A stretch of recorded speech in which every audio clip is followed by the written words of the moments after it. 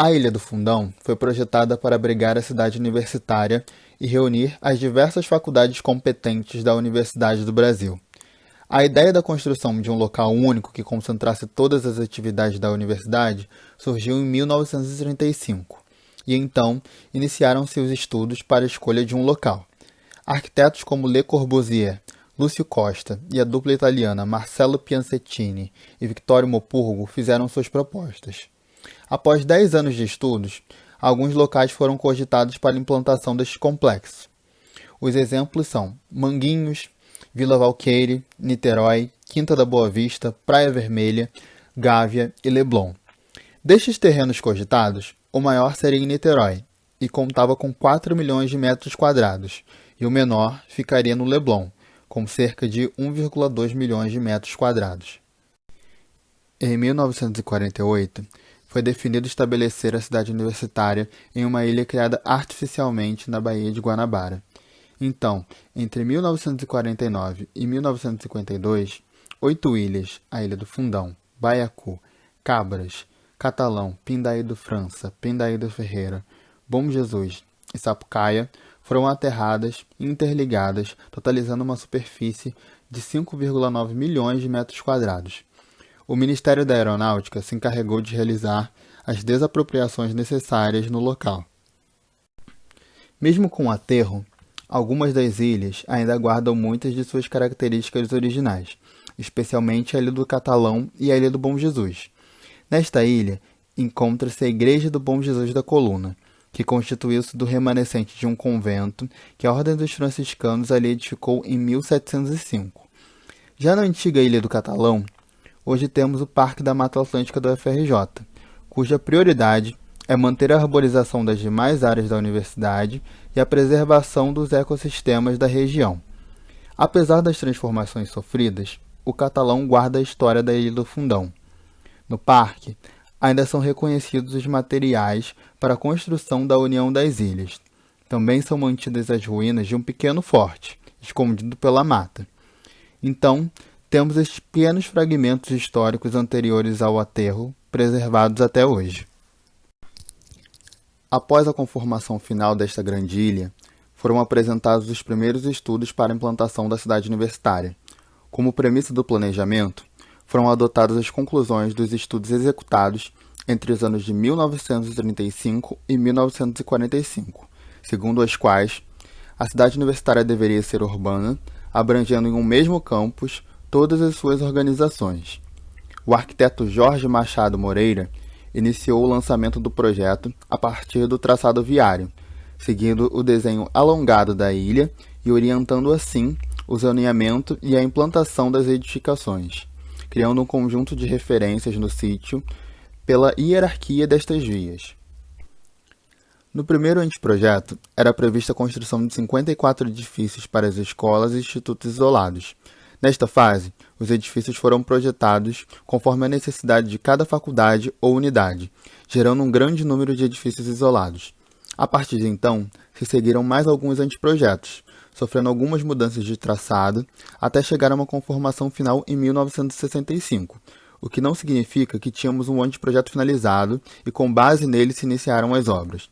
Os estudos foram sendo realizados de forma concomitante às obras de infraestrutura e dos próprios edifícios. Atualmente, a cidade universitária possui 31 prédios e oferta 50 cursos. Além disso, o campus possui alojamento com 504 quartos para alunos de graduação, 3 restaurantes universitários, centros esportivos e agências bancárias. Cerca de 100 mil pessoas circulavam diariamente pelo campus antes da pandemia de Covid-19.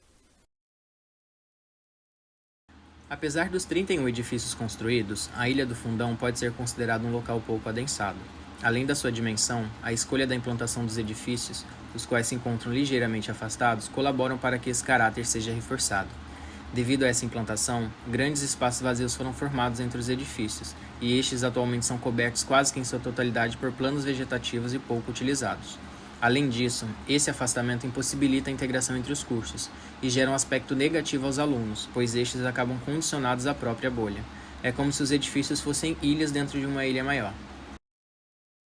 Em toda a sua extensão, a área possui uma cobertura vegetal considerável, que pode ser catalogada em 5 categorias: manguezal, praia, cobertura arbórea, projetos agroflorestais e restinga.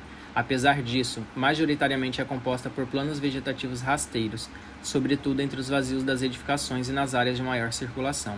Isso ocasiona principalmente em áreas com pouca sombra. Por ser banhada pelas águas da Baía de Guanabara, a Ilha do Fundão tem sofrido impactos quanto à sua preservação e que acabaram se intensificando ao longo do século XX.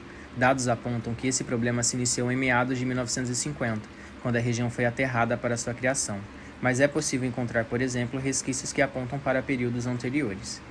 As suas águas vêm sendo inutilizadas gradativa e constantemente por despejos de redes de esgotos sanitários da cidade, e como resultado, o risco de doenças na comunidade da região é permanente e o mau cheiro habitual.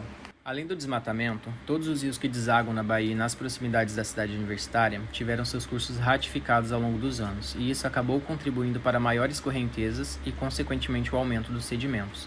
A maioria ficou totalmente assoreado e impactou, por exemplo, na preservação dos manguezais e outras coberturas vegetais presentes em algumas partes de seu entorno. Além disso, alagamentos tornaram-se frequentes, sobretudo na vila residencial. Além da grande quantidade de esgoto, também são encontrados restos de madeiras, plásticos, lixo hospitalar, peixes mortos e até colchões e sofás, os quais apodrecem em suas margens. A observação do estudo altimétrico realizado foi essencial para identificar os lugares mais vulneráveis aos desmoronamentos e aos alagamentos que se tornaram frequentes em alguns pontos da ilha. Quase que em sua totalidade, como pode ser observado, o estudo apresenta relevos que variam entre 0 e 4 metros. Tendo em vista a localização da Ilha do Fundão com relação às outras regiões da cidade, o trajeto de ida e volta costuma ser uma problemática vivenciada por todo o corpo estudantil e usuários da ilha. Apesar de possuir grande potencial para o transporte aviário, por se tratar de uma ilha, atualmente o único meio de acesso é por rodovias, ou seja, através de veículos particulares ou ônibus. Por isso, normalmente, esse percurso costuma ultrapassar 1 hora de duração, independente da região que você esteja. Além do trânsito caótico da cidade, as vias internas da cidade universitária não suportam tamanho fluxo e acabam ficando abarrotadas, impossibilitando sua fluidez.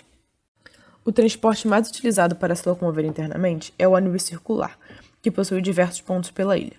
Apesar de eficiente durante a semana, ele ainda não promove uma boa locomoção, sobretudo devido às grandes distâncias entre os prédios e o trânsito enfrentado, provocado por outros veículos, seja de estudantes, professores ou simplesmente de indivíduos que queiram pegar um atalho. Aos fins de semana, sua passagem é quase inexistente e dificulta, por exemplo, a saída dos moradores da vila residencial da ilha. Além disso, também temos as bicicletas, que são úteis para pequenas e médias distâncias, no entanto, pouco utilizadas, principalmente por conta dos horários apertados dos discentes e docentes. Também é importante citar o maglev, o trem de levitação magnética desenvolvido pela COP, que desliza sobre uma leve passarela. Apesar de não ser utilizado como meio de transporte, seria uma boa solução para as problemáticas citadas, já que não compete com o congestionamento das ruas. Entendemos que essa desconexão entre os edifícios ocorre em função da morfologia urbana, que posiciona os mesmos no meio das quadras, deixando amplas áreas vazias ao redor, ao mesmo tempo que opta pelo carro em detrimento do transporte coletivo, da bicicleta e do pedestre. Nesse sentido, nossa proposta visa integrar os edifícios entre si e também conectar a ilha ao restante da cidade. No mapa, marcamos em amarelo um possível trajeto para o trem magnético desenvolvido pelo FRJ, que, começando no aeroporto do Galeão, atende também ao Fundão, ao Porto, à Central do Brasil e ao aeroporto Santos Dumont, podendo ainda se estender a outras áreas da cidade. Em azul, buscamos traçar possíveis rotas na Baía de Guanabara, compreendendo que o poder público deve primar pelo transporte coletivo e movido através de fontes de energia limpa e renovável. Nesse mapa, vemos em amarelo e azul os eixos de transporte coletivo, nos quais experimentamos estações em pontos que consideramos estratégicos para os usuários da ilha.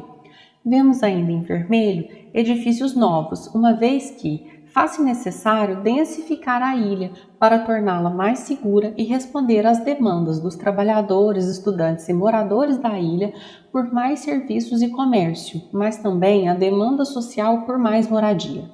Assim, propomos vastos conjuntos de edifícios que combinem comércio, serviços e residências, ocupando as áreas ociosas da ilha ao longo dos principais eixos viários, garantindo mais movimento de pessoas, iluminação, espaços de permanência e lazer. Já para as partes mais próximas do mar e demais espaços gramados entre as edificações, propomos um reflorestamento com espécies nativas da Mata Atlântica, atendendo à demanda por mais áreas verdes, sombreamento e melhora da qualidade do ar atmosférico. Sinalizamos 3 zonas distintas: em verde mais claro, a arborização de caráter urbano; em verde médio, os parques; e em verde escuro, as áreas de bosques e mangues.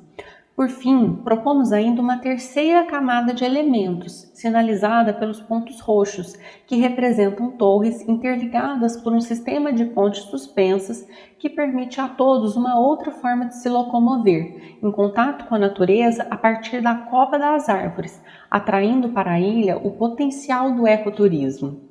Acreditamos que, enquanto comunidade acadêmica, devemos estar mais próximos uns dos outros, ter mais contato, irmos da FAO a letras, da letras ao CT, ao hospital, com mais facilidade.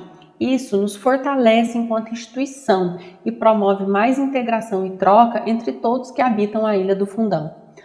A opção por se descolar do térreo visa criar caminhos mais diretos, protegendo as pessoas do trânsito de veículos na parte mais central e, nas áreas mais periféricas, protege a fauna e flora que se desenvolve livremente no térreo. E se o aterro nunca tivesse acontecido? Atualmente, diante da crise ambiental global, nos perguntamos por que nossos mestres decidiram por aterrar se os edifícios construídos caberiam numa única ilha, ou mesmo caberiam divididos entre algumas delas. Certamente, isso teria um custo muito menor e muito menos impacto no meio ambiente. Analisar essa hipótese nos leva a questionar os grandes gestos e justifica, em partes, nossa dificuldade em projetar para a escala macro.